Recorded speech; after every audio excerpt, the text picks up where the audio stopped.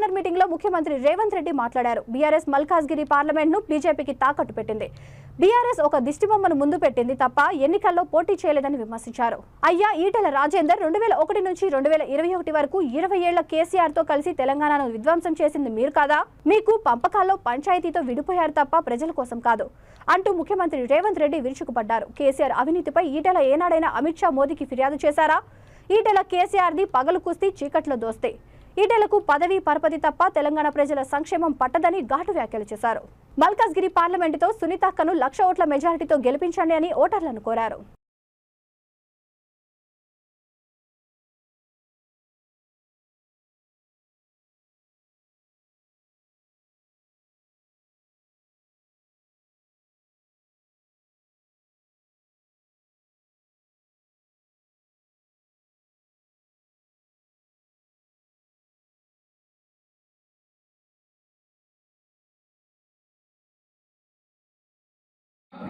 ఉప్పల్ గడ్డ మీద ఎగరేయడానికి మీతోడు పరమేశ్వర్ రెడ్డి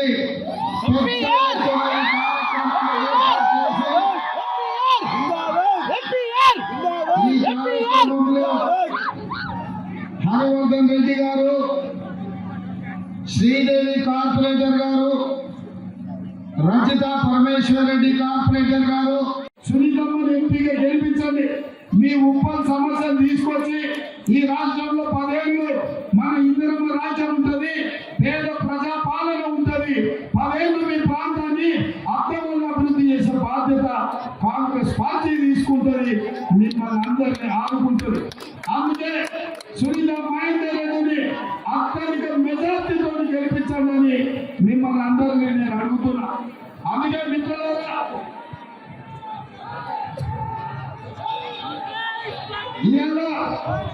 బీజేపీ అంటున్నారు మోడీ గ్యారెంటీ అని.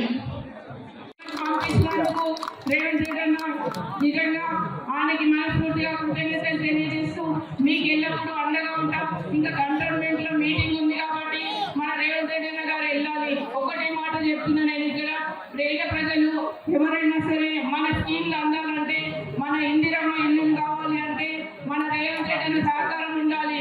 ముఖ్యంగా మన ఇక్కడ ఈ ప్రాంతం అభివృద్ధి చెందాలంటే రేవంత్ రెడ్డి గౌరవ ముఖ్యమంత్రి గారి సహకారం ఉండాలి.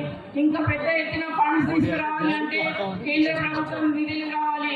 కేంద్ర ప్రభుత్వం నిధులు కావాలంటే మన రాహుల్ గాంధీ గారు ప్రైమ్ మినిస్టర్ అవుతున్నారు కాబట్టి తప్పకుండా నేను ఎంపీ అయితే ఇక్కడ తీసుకొచ్చు కాబట్టి తప్పకుండా నిధులు మీరు ఇక్కడ తీసుకొచ్చి అభివృద్ధి చేసుకోవచ్చు. కాబట్టి ప్రతి ఒక్కరు దీని మీద ఆధారపడి ప్రతి ఒక్కరు మన కాంగ్రెస్ గుర్తుకి అత్యధిక మెజార్టీ ఇచ్చి గెలిపిస్తే మన రేవంత్ రెడ్డికి గిఫ్ట్ ఇచ్చినట్టు వాళ్ళం అవుతాం. కాబట్టి నా మహిళా సోదరులందరినీ కోరుతున్నా, మహిళలందరూ పెద్ద ఎత్తున ఓటు హక్కు వినియోగించుకోవాలి. ఎందుకంటే మన గౌరవ ముఖ్యమంత్రి రేవంత్ రెడ్డి 100 రోజులలో మహిళ